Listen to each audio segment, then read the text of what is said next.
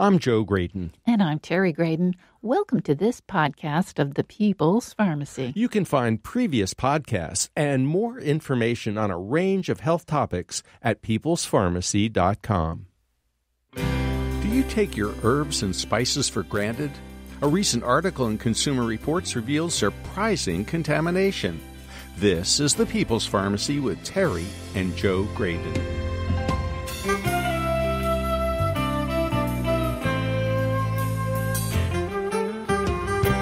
Consumer Reports tested 126 herbs and spices for heavy metals such as arsenic, cadmium, and lead. About a third had levels that were worrisome. We love thyme and oregano. Sadly, all the samples of these favorite herbs that CR tested had troubling lead levels. Who's protecting the public from excessive levels of heavy metals? Is the FDA looking out for us, or are we on our own? Coming up on the People's Pharmacy, which herbs and spices are problematic and what can you do about it?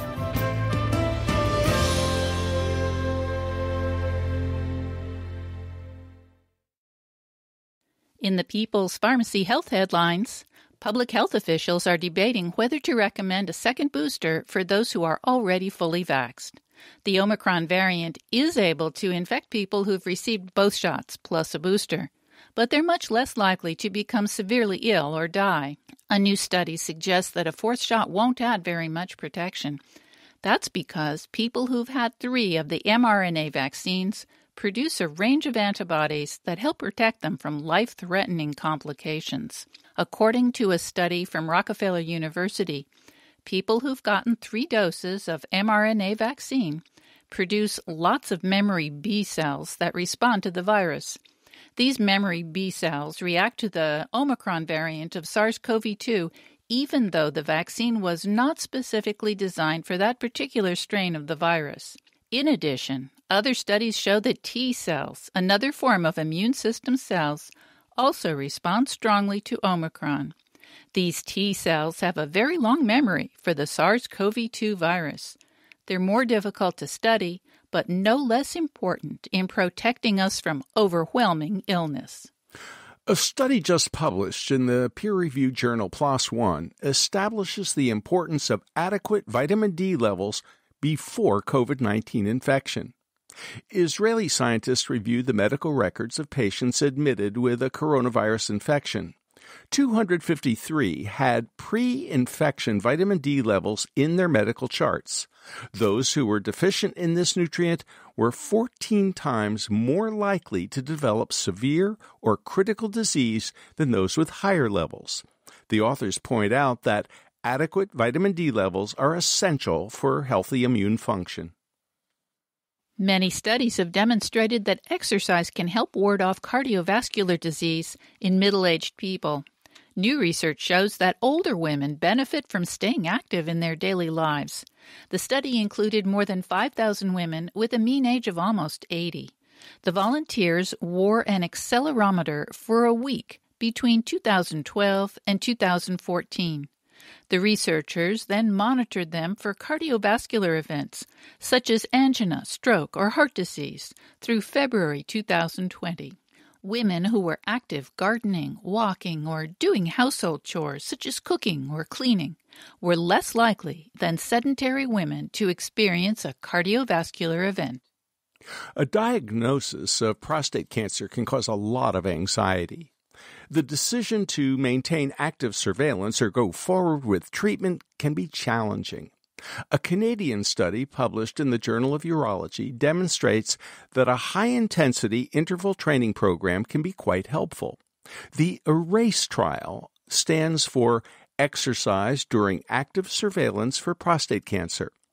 The investigators randomly assigned 52 patients with prostate cancer to either a 3-month, 3 times a week aerobic exercise program or usual care. They were tested at the beginning and at the end of the trial for anxiety, fear of cancer progression, as well as quality of life scores.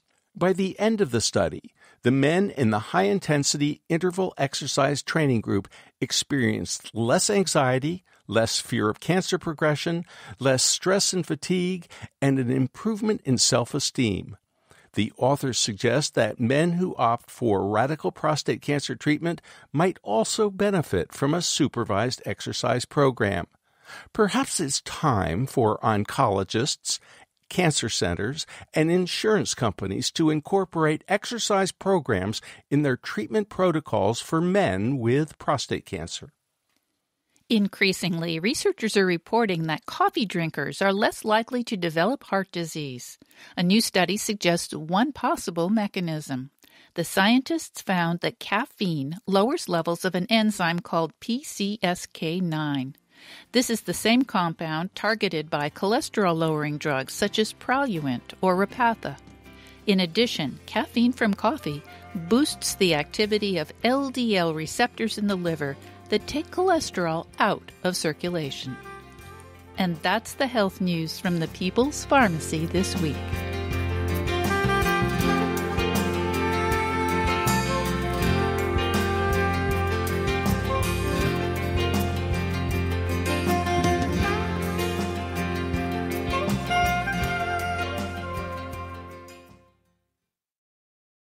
Welcome to the People's Pharmacy. I'm Terry Graydon. And I'm Joe Graydon. Do you love herbs and spices? We sure do. Our garden has mint, thyme, oregano, marjoram, and rosemary.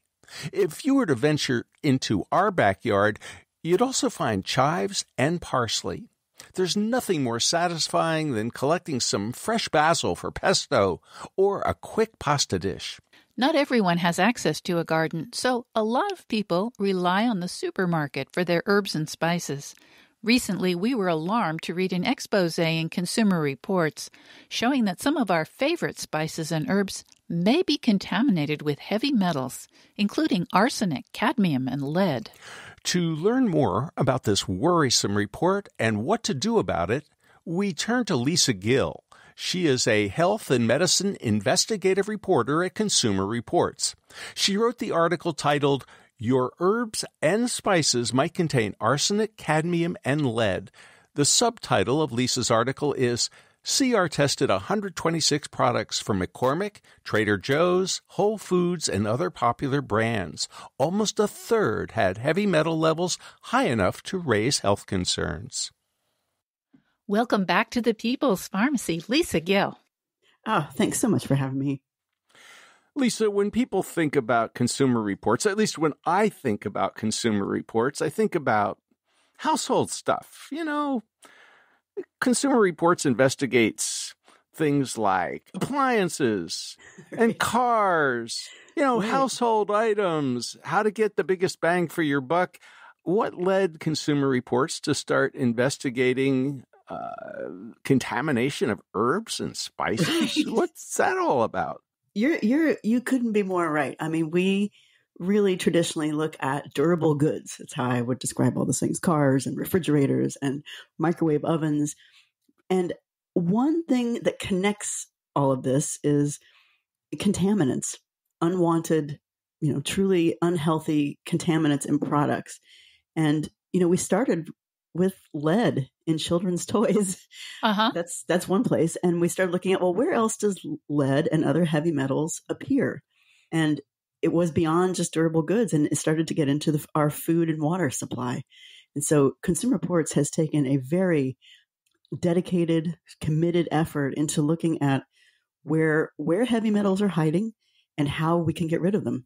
And we've done a lot on water, and your listeners won't be surprised to hear, there are a lot of city, municipalities that have contaminated water. And then we also started to look at spices because we started to get signals from the food supply chain that this was a place to look. And that's how we got started. What kind of signals were telling you to look at spices and herbs? Right. So the strongest signal really comes from the state of New York. If you can believe it, New York State does its own spot checks of testing, spot check testing of spices as they are imported into the state. And they look at a number of things, including, the risk of salmonella. They're looking at, is it contaminated with salmonella or any other, type of bacteria? And they're also looking at heavy metals. And what we saw is they've had about 100 recalls in the last 10 years or so because of heavy metal contamination.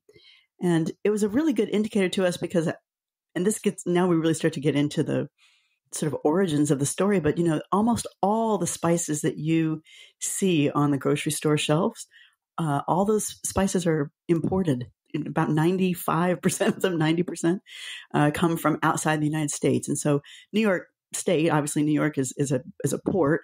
And so they receive a really tremendous amount of spice shipping. And so that's why they're doing testing. And that state has the ability to do recalls. Many states don't.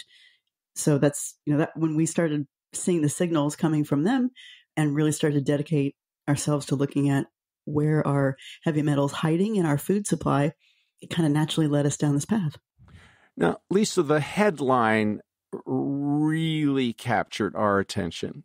CR, Consumer Reports, tested 126 products from McCormick, Trader Joe's, Whole Foods, and other popular brands. I mean, these are some of the most trusted brands in America. McCormick, I mean, that's what we think of when we think of spices. What did you find? Yeah. I mean, add to that list, Penzies and Spice Islands and Costco. I mean, these are places that this is where people buy their spices. What we did is we looked at the top 15 cooking spices. And, there's a long list of them. I'm happy to walk through what those were. And then we purchased from, dozens of stores, 126 individual products and tested each of them, for salmonella and bacterial contamination. And then we started to test them for heavy metals. And I have to be honest, I think all of us were shocked at what we found. And I don't think anybody expected to find the levels that we found of heavy metals, nor did we expect to find it in so many different containers. And there were, of the 126, there were 40 that had what I would consider worrisome levels of arsenic, lead, and cadmium combined. And we can talk about what that means and why it worries us. But just that fact alone, 40 out of 126 is way more than we expected. That is a high proportion. And tell us why we should be worried about arsenic, cadmium, and lead combined. Well, there's a couple of reasons, and it starts with the most basic. A heavy metal, when it's ingested in the human body, the body actually cannot metabolize it out. It's not like a typical unwanted compound or even something that you have too much of. Your body, as you all well know, take vitamin C, for example. If you take a vitamin C tablet and you take many, many milligrams more than what your body can absorb, you will excrete it and no harm done. In the case of heavy metals, you can't. They really lodge into you and they accumulate. And so at first, all that sounds scary enough, but what can happen is it can affect all kinds of aspects of, the human body, but also development in children. And this is where we start to really this is what makes my palms sweat and what makes other people and Consumer Reports worried. There are potential effects on children and their brain development in particular, their intellectual development. There's a lot of potential health risks that are associated with what would be considered heavy metal contamination. And that's what makes us worried. And that's honestly really the reason why you look at why heavy metal contamination in any food source or water. Lisa, what were the worst offenders? There were two that really threw us for a loop, and it was thyme and oregano. And Whoa. Those are staples in any kitchen. I mean, Exactly. What? We couldn't live without thyme and oregano. Are you kidding me? No, what do you cook with it? Tell me.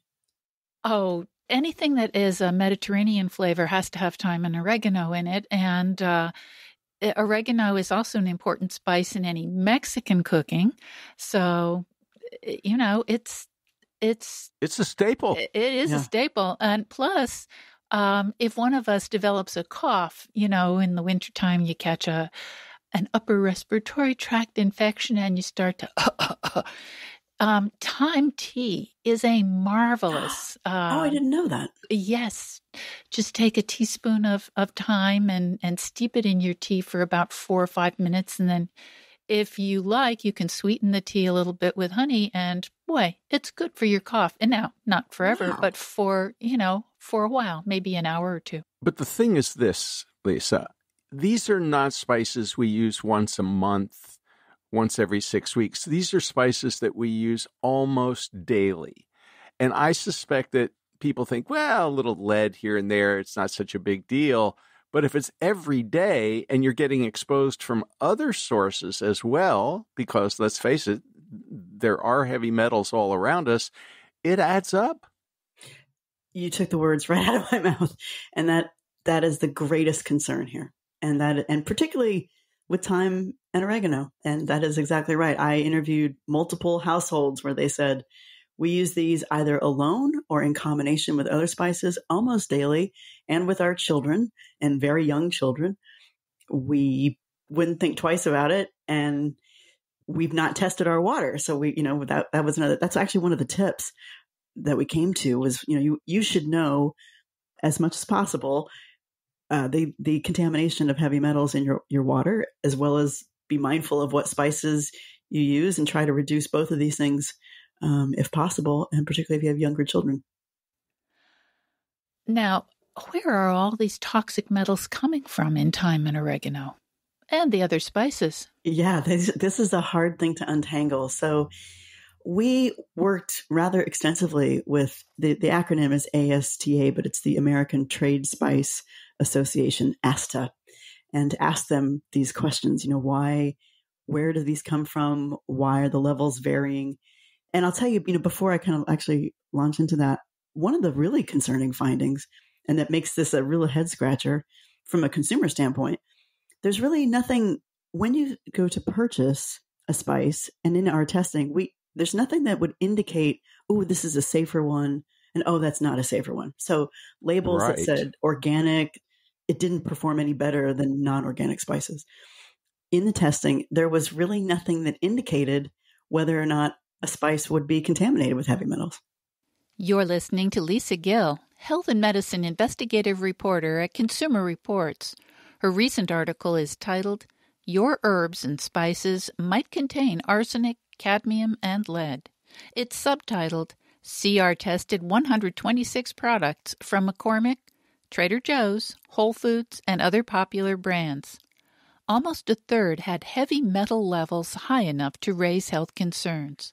This isn't the first time CR discovered unwanted contaminants. A previous report found some brands of fruit juice, baby food, and rice also contained troubling amounts of heavy metals. After the break, find out what the trade organization, the ASTA, says about spice contamination. Historically, spices were very expensive. They were treasured not only for their flavor, but also for their medicinal properties. Where do the heavy metals in herbs and spices come from? Do companies that sell spices test their ingredients? We would hope they do. When Consumer Reports came out with its expose, how did the companies respond? We put spices and herbs in our food. Does the Food and Drug Administration regulate them? How did the FDA respond to the Consumer Reports story on spice contamination? You're listening to The People's Pharmacy with Joe and Terry Graydon. This podcast is made possible in part by CocoVia, maker of high-potency cocoflavanol supplements. Cocoflavanols are among the most well-studied plant-based nutrients, backed by 20 years of scientific research. CocoVia Cardio Health is available in capsules or powder, providing 500 milligrams of cocoflavanols daily. This supports better blood flow and vascular performance. CocoVia also offers Memory Plus, a supplement with 750 milligrams of cocoflavanols. This product is backed by 4 different clinical studies demonstrating significant improvement in several aspects of memory. CocoVia Flavanols offer you all the benefits of chocolate without the sugar. Get 15% off your order by using the discount code PEOPLES15. That discount code, PEOPLES15. More information at cocovia.com.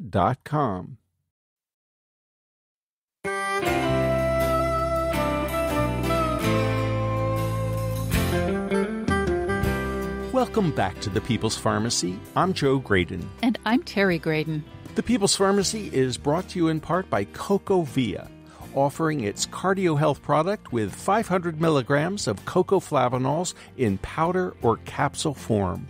More information at cocovia.com. Today we're discussing the quality of herbs and spices. We wouldn't blame you if you think of these primarily as flavorful additives to your favorite dishes. They do make things taste better. Thousands of years ago, though, spices were essential to try to preserve foods and keep them from spoiling.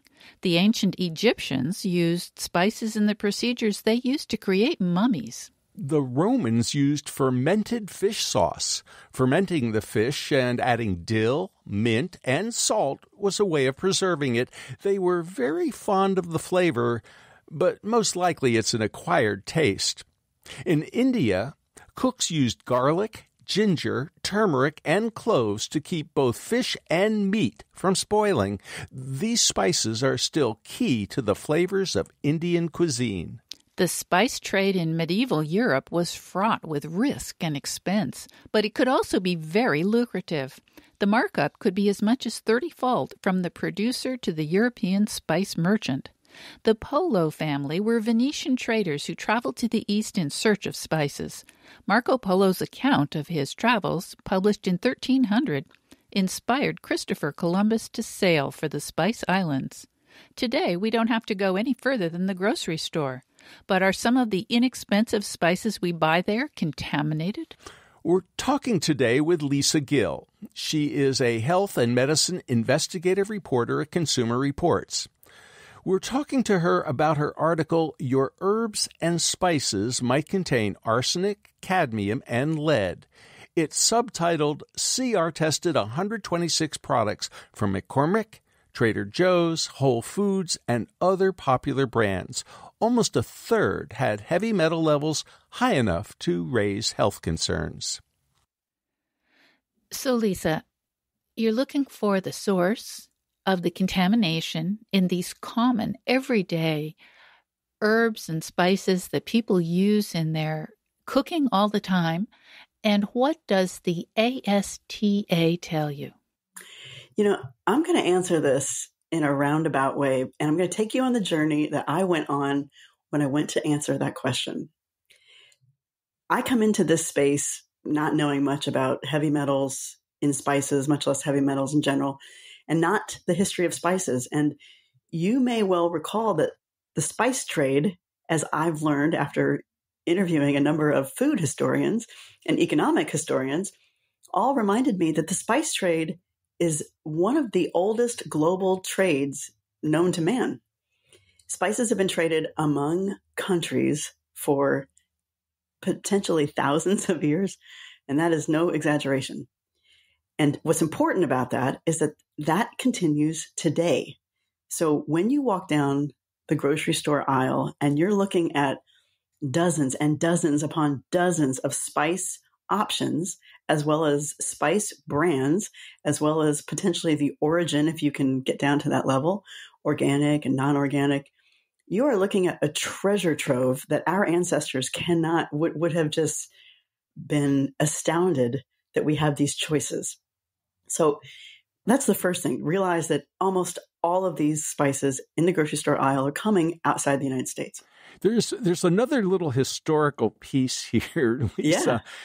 When you go back, to Venice, when you go back to the origins of the spice trade, these things were so valuable. Black pepper. That's right. We take black pepper for granted, but you couldn't be more it was right. so valuable. It was worth its weight in gold, maybe more. Yes, more. And people were paid.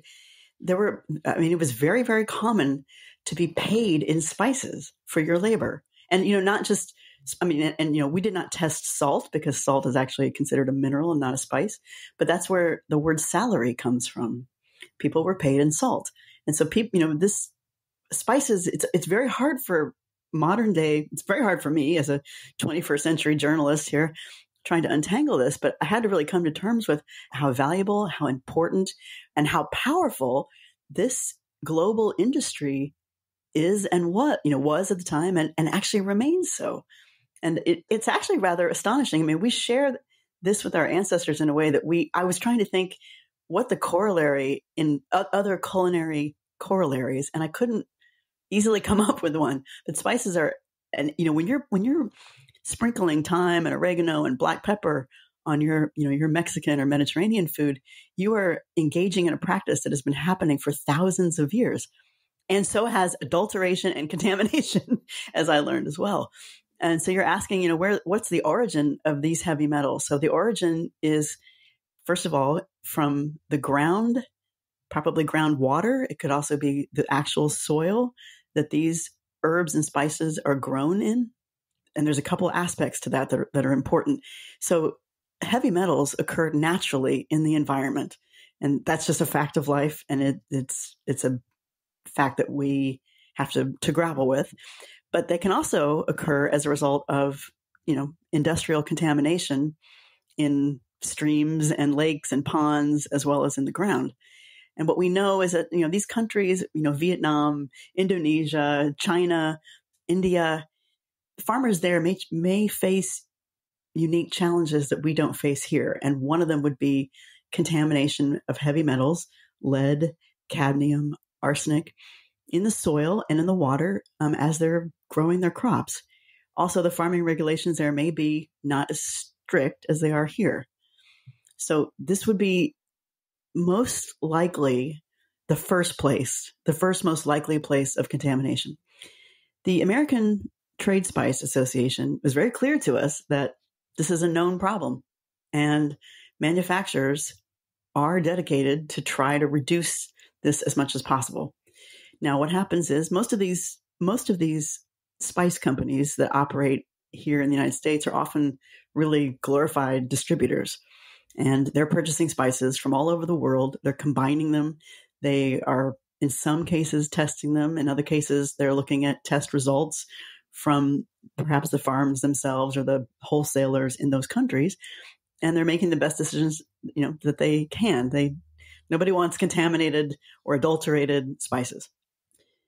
So this is, like I said, this is probably the most likely, outside, international farms from soil and water are most likely the base source of heavy metals in spices. So, Lisa, are companies testing? I mean, I would think that a company like McCormick would, absolutely have to test. But I would also think the distributors and companies like Whole Foods and Trader Joe's and Costco, they can't afford to have spices and herbs on their shelves that might be contaminated. Who's testing and who's not? This is one of the most important questions I think we asked in this investigation. So, just so that your listeners are clear and just so that your listeners are aware, we put a lot of energy to make sure that we communicate with companies after the testing. So what happens for testing, for Consumer Reports testing, we go and do secret shopping. We go into grocery stores and other places. We purchase the spices. We set up the parameters of our test and we send them off to labs. And then we get them back and we receive the results. And once we start to really dig into the results and adjudicate it and validate it and start writing about it, we contact all the companies with the same set of questions. And one of the top questions for all of the companies that we purchase spices from is, do you test your own spices? And if not, what testing requirements do you have for your suppliers? Some companies didn't respond at all. I have to be honest, but there were 3 who came back and said they test their own spices before they hit store shelves in the United States. 2 of these names you're not going to recognize: Bolner's Fiesta and Ali Wadi Al Adkar. But you are correct. McCormick does test their own spices. Now, there are other stores that said that they require suppliers to provide testing results. And that also included Aliwada, Costco, Bolner's Fiesta, Gebhardt, Lighthouse, McCormick, Roland Foods, Spice Islands, Target, and Whole Foods. So there's a level of checking there that, it's there. It may not be the greatest, but it is there.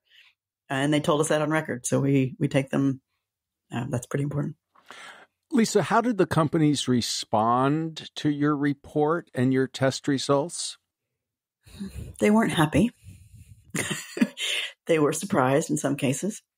They really worked through, I learned this is a very tight-knit group, even though these are enormous companies. But they worked in concert through their trade association, the ASTA, the American Spice Trade Association. And they coordinated a lot of their responses through ASTA. They all believe that they face the same problems, that is environmental contamination outside the United States, and that they are requiring as many checks and balances as they can. And this is where it's a good time to bridge to, the question of, well, what are they required to do? Lisa, where's the FDA in all of this? I mean, I think everybody assumes that the Food and Drug Administration is responsible for things like spices, and that, any question about contamination would be caught by the Food and Drug Administration. Are they testing? Oh, I love this question. Everyone would be right. Spices do fall under the purview of the Food and Drug Administration in terms of the regulatory framework that would apply. And what is surprising, though, or at least it was surprising to me once I started digging into it, was to learn that the FDA does not have any heavy metal requirement testing or levels or anything related to spices at all. Nothing. No regulations. No. Wow. Whoa. How is that possible? We wondered the same thing. They do have they have requirements around a couple things, obviously adulteration. But really around bacterial contamination. And the FDA has actually put a lot of resources into making sure that spices that are imported into the United States don't contain specifically salmonella, which is a really nasty little bacteria that can make you pretty sick if you get it. But in terms of heavy metals, there are no limits. There are no testing requirements. The only place that we've seen it is in arsenic in infant rice cereal. And that was actually after a lot of pressure that Consumer Reports put on the FDA through testing and other measures. Well, didn't anybody at the Food and Drug Administration respond to your article and go, oh, that's worrisome, we need to do something? We're hopeful that will be the case. We have a food safety expert and advocate, actually, who came from the FDA, who we hope, along with some of our test findings and other partners, will be able to persuade the FDA to take on heavy metals. Heavy metals in food and water are, it's such a public health concern that it's difficult to imagine that the FDA doesn't have a role in this. And we, putting pressure on them to regulate heavy metals and spices would be, that's the goal. And I can tell you that, we are persuaded a lot by the state of New York, which just this summer passed its own, it's not really a law, but it's their own rules and regulations from their health department that they really, they require manufacturers to test, and that they will test. They do spot checks, and they have the right to issue recalls in that state when companies or, spices exceed actually pretty low heavy metal limits. Well, Lisa, I remember when a researcher, I think at the University of Pittsburgh, was starting to sound the alarm decades ago about lead. And I know the industry, the gasoline industry, the oil industry, there are a lot of folks who said, oh, it's just a little bit. It's not a problem. Don't worry, your pretty little heads. And then eventually people said, there really is no safe level of lead. We need to get it out of all of these products. And, that's why we have lead-free gasoline today. That's right. I'm assuming at some point somebody's going to say, we don't need lead in our food, in our spices, no, that's right. in our herbs. And the FDA should be responsible for monitoring, testing, and ensuring that our spices are safe. Now, to dig a little, it's a nuance, but it's an important one in regards to the FDA's approach toward heavy metal regulation, is they do have this is what their response was to us. Their response was basically they have the right, the agency has the right to test these at the border, basically. And they say it's part of a wider, what they call risk assessment. This is, industry lingo, but they can test spices coming into the borders for all kinds of things, including heavy metals.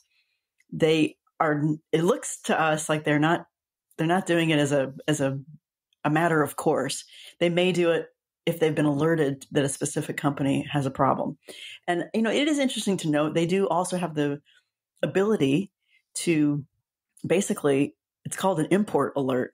And for companies that are known offenders in this area, shipping spices to the United States, those companies' products can be on import alert and they can be denied at the border. And so for the story, Right. We learned that there were spice companies from 11 countries that are subject to import alerts. But this is just like a teeny tiny fraction of the number of companies and countries that ship products here. You're listening to Lisa Gill, health and medicine investigative reporter at Consumer Reports. Her recent article is titled, "Your Herbs and Spices Might Contain Arsenic, Cadmium, and Lead." ASTA stands for the American Spice Trade Association.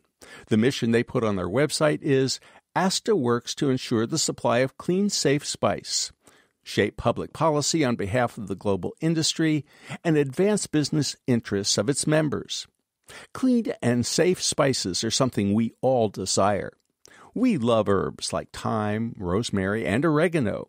Spices such as ginger, cinnamon, and black pepper are staples in our house. Herbs and spices are not just for flavor, though. There's growing evidence that the phytochemicals in these plant-derived products have health benefits. Many people rely on turmeric to ease joint inflammation. Others find that cinnamon can help moderate blood glucose. The capsaicin that gives hot peppers their kick can help alleviate the pain of stiff joints, headaches, and heartburn. In addition, people who eat lots of peppers tend to live longer, healthier lives.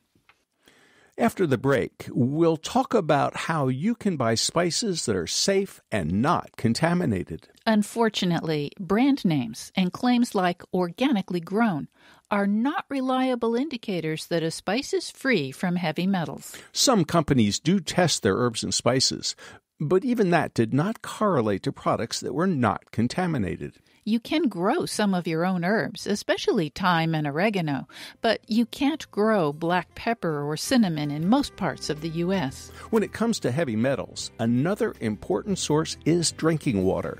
Consumer Reports has looked at tests and water filters.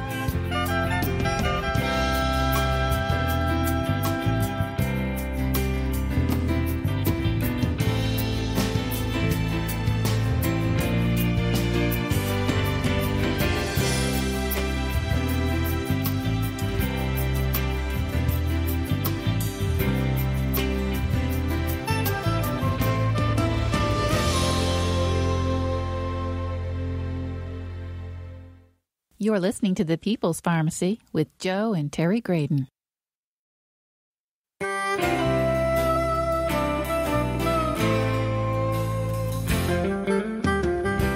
Welcome back to The People's Pharmacy. I'm Joe Graydon. And I'm Terry Graydon.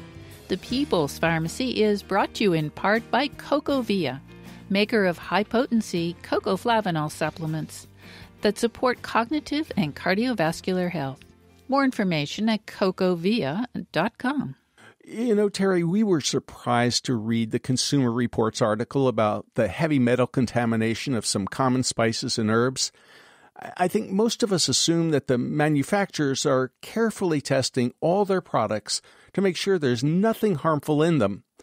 We may also imagine that the Food and Drug Administration is constantly testing food products to ensure their safety.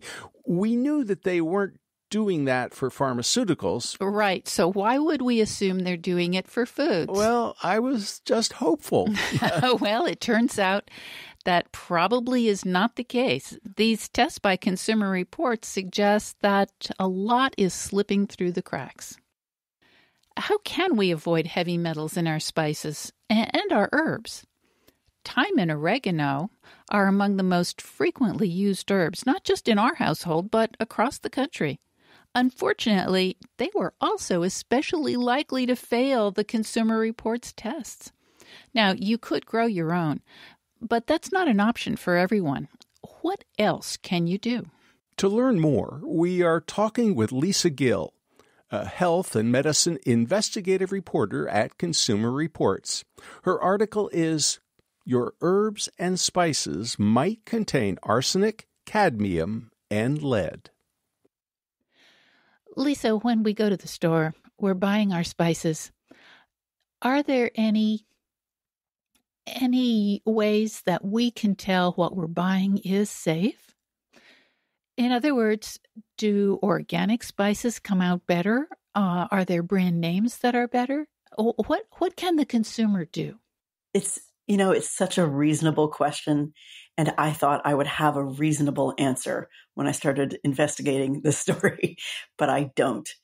There is nothing on the spice shelf. If you go in blind, you won't be able to ascertain from a label that says organic or not organic, or from a certain country or not another country, or even the US.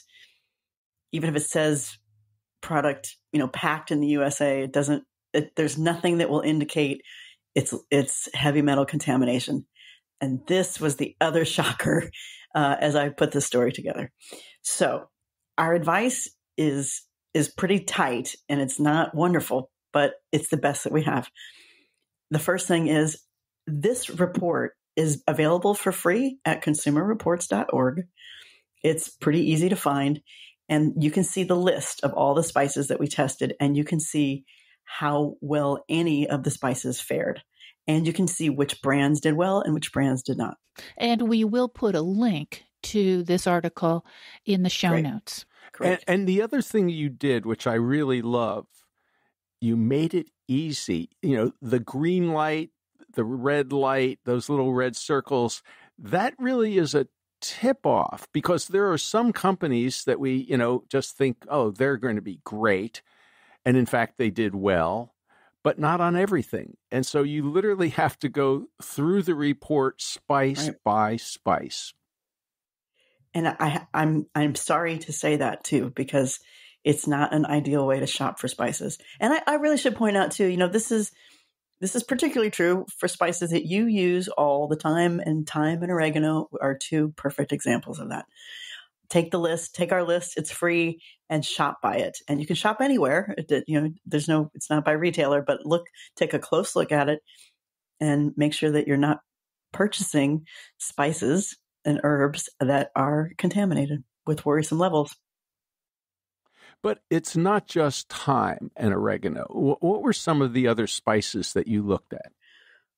We looked at some of the most common spices found in cupboards across the United States, and that included dried basil, black pepper, chili powder, coriander, cumin, ginger, garlic powder, curry powder, oregano, paprika, saffron, sesame seed, white pepper, turmeric, and thyme. I suspect most of our listeners have a bunch of those in their cupboards as we speak. And black pepper in particular. Now, I think black pepper did pretty well. It did well. All of them actually checked out. And, and that included popular ones like Costco's black pepper and Trader Joe's black pepper and McCormick's black pepper and Penzeys. Now, how did the companies deal with the results? I mean, you mentioned two that you contacted that most people have never heard of, and I wonder if you could spell the names. They actually do test in addition to McCormick's. So there were 3 companies that came back to us and said that they actually test themselves in addition to requiring test results from outside distributors. And that included McCormick's, Bolner's Fiesta, and Aliwata. So Bolner's Fiesta is BOLNER', Fiesta. And aliwada is A-L and then a new word, W-A-D-I. I have to be honest, I've never heard of aliwada. Terry has, but so at least they're testing. Did they fare better in your analysis? Unfortunately, no. So let's look at one important example. So McCormick's dried basil did not do. It's got some concern. There's also some concern with McCormick's ginger. There's some concern with McCormick's paprika. There's some concern with McCormick's oregano. There's some concern with McCormick's thyme. And also some concern with their turmeric. So they didn't perform as poorly as some of the other places did, but they get red boxes. I mean, they could be better. So based on the work by the Consumer Reports scientists, it turns out that just because the company is testing doesn't necessarily mean all of its products are free from contamination. Unfortunately, that is what our test results would indicate. Now, a few people, perhaps even a good handful, are going to be able to grow some of their thyme and oregano, but it's unlikely that most people are going to be growing their ginger, and nobody that I can think of in the U.S. is going to be growing black pepper. Right. So you can home grow a few of these herbs, but definitely not many of the spices. Right. And, it's really great news is that all the black peppers checked out. So there were no concern with McCormick's black pepper, Penzeys black pepper, Trader Joe's, or Kirkland's Signature, which is Costco's brand, and Walmart's brand. Great value. So that's good news for black pepper, but what do you recommend for our listeners who are listening to us and going, eek, I don't want arsenic. I don't want lead in my spices. How am I going to find, quality products? Do I have to grow some of this stuff myself? What do I do? Oh, and I at first thought this was maybe a silly suggestion until I really dug into it and realized you can grow thyme and oregano in a window in your house. It doesn't take much. In fact, I was surprised at how cheaply and how little it takes to do it. And then I was also surprised at how fulfilling it is, sort of at another level. I mean, in the same way we interact with our ancestors by purchasing spices and using spices, we also interact with our ancestors when we grow them. And thyme and oregano are pretty easy to grow. On the consumerreports.org website, as part of the story, there's a beautiful little sidebar that we did about how to grow them. And it, like I said, it doesn't take much how to grow them and how to dry them. Also doesn't take much. There's multiple ways to do it. You can use air fryers, you can use toaster ovens, or you can just use the paper bag. They all work. And it's a fun process. But what about the ones that are not so easy to grow? Yeah. I mean, do you have any recommendations? And what about consumerlab.com? They've been testing herbs. They've been testing a lot of products, vitamins, minerals for the last decade or more. How reliable is their testing program? I to be honest, now I'm quite aware of Consumer Labs, and I'm even a subscriber. I can't tell you how reliable they are or aren't, but it's certainly a source, and I think it's a source that if you all are comfortable letting your listeners know, then by all means. But I can't. I mean, I'm not validated the test. I don't know. But there's not many other labs like them in the United States and possibly in the world. So right, we're not aware of that. Right. So Yeah. if we can't rely on the companies, if we can't rely on the FDA, we're kind of on our own. Do you have any other recommendations for what we can do? Besides shopping with our test results as a list, when you go to the grocery store, and growing any herbs that you use all the time if you feel like it. It's certainly something fun to try with kids. This this tip is not directly related to the actual choosing herbs and spices or consuming them, but it is related to understanding your total levels of heavy metal contamination in other things, and particularly water, and knowing how much lead, arsenic, or cadmium is in your water at home would be extremely helpful. And using filtration pitchers and other water filtration systems of any kind can help reduce those. But if you have babies and small children in the house or growing children, that is something you're going to want to know. Well, I do want to know, how can people get their water tested, number one, and number two, how well do those filters work? I mean, there are pitchers that you can buy that have some kind of a filter inside them, and they're supposed to filter out nasty stuff like lead. So, Joe, you should be looking this up on Consumer Reports. Right. So there's a lot of free information on Consumer Reports about testing your water because it is such a public health concern. You can also find free water test kits. And as part of this broadcast, although I don't have it at the ready, there is a website that people can go to, and possibly even our own, where you can get free water test kits. And we'll put links to those on our website.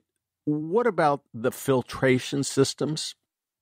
My response doesn't have enough heft, except I can say there are some systems and even pitchers that do a reasonable job. And can we learn more Consumer Reports when it comes to those kinds of filtration systems? Yes. So a lot of information can be found at consumerreports.org about the water filtration systems, either through pitchers or larger filtration systems like home filtration systems. A lot of that information is actually available for free. And there's a little bit, if you want to get down to some nitty gritty, that you can pay for, but it's a very nominal fee. I think it's, home water is a really important potential source of heavy metal contamination. And when you combine that with daily use of spices that also may contain heavy metals, and you put small children or babies into the mix, knowing these things is, I don't want to be an alarmist of any kind, but it's certainly something to deeply consider and spend a little bit of time trying to untangle, understand, and correct. Lisa, my question is, how about storing our herbs and spices? Does that make any difference to their quality? It makes a difference, right, to the taste for sure. And one of the key tips is to store your spices in a cabinet away from the stove, and that's usually not where most people store them. And the reason is you want to reduce the amount of moisture that spices are exposed to. And one big no-no, and I did it last night and I didn't mean to, is taking the container and, shaking that dried oregano over a pot of boiling water or cooking, as you're sitting there cooking over the stovetop. And that's because moisture can get inside to those bottles and fester and create a bacterial problem. So that's kind of gross. It also will eventually reduce, the flavor and the aroma of that spice in short order. So most spices have a shelf life that's about 18 months, maybe 24 months. Some of them are 12 months.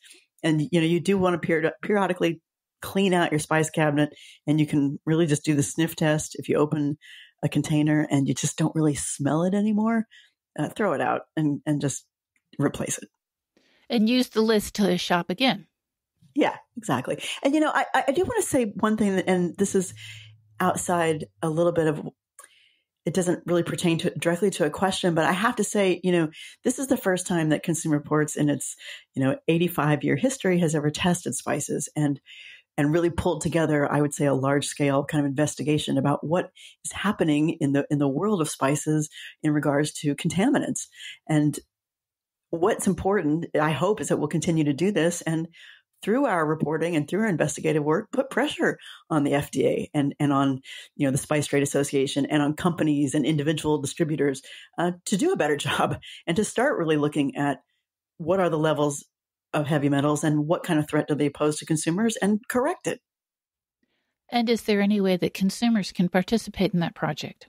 Yes. So we have membership opportunities at Consumer Reports. You can volunteer, you can pay, you can do all kinds of activities to help get the word out and put pressure on whether it's your elected officials or government agencies or companies themselves through really a united voice through the auspice of Consumer Reports as an advocate for consumer health. Lisa Gill, thank you so much for talking with us on the People's Pharmacy today. Well, thanks so much for having me. It was a pleasure to talk to you. You have been listening to Lisa Gill, Health and Medicine Investigative Reporter at Consumer Reports. There's a link to her recent article titled, Your Herbs and Spices Might Contain Arsenic, Cadmium, and Lead, from our show notes at peoplespharmacy.com. What are your favorite herbs and spices? Oh, we'd love to find out which ones you think you couldn't do without. Do you put dates on the things in your spice cabinet and pitch them when they're more than a year old and no longer have much fragrance or taste? I've got to admit, I've just started doing that. Do you hang on to those old bottles for years? Well, I have to admit there are a few of those in my spice cabinet. That bottle of cardamom dates way back. I need to replace it. You can share your thoughts about today's show in the comments section. Lynn Siegel produced today's show. Al Wadarsky engineered. Dave Graydon edits our interviews. B.J. Liederman composed our theme music. This show is a co-production of North Carolina Public Radio, WUNC, with the People's Pharmacy. The People's Pharmacy is brought to you in part by CocoVia, the maker of high-potency cocoflavanol supplements that support cognitive and cardiovascular health. More information at cocovia.com. And by Kaya Biotics, microencapsulated organic hypoallergenic probiotic products developed in Germany and made in the USA. KAYA Biotics.com. Today's show is number 1291. You can find it online at peoplespharmacy.com. You can subscribe to our podcast through your favorite podcast provider. We post the show on our website on Monday morning. At peoplespharmacy.com, you could sign up for our free online newsletter to get the latest news about COVID-19 and other important health stories. By subscribing to our newsletter, you also get regular access to our weekly podcast, and you could find out ahead of time which topics we'll be covering. In Durham, North Carolina, I'm Joe Graydon. And I'm Terry Graydon. Thank you for listening. Please join us again next week.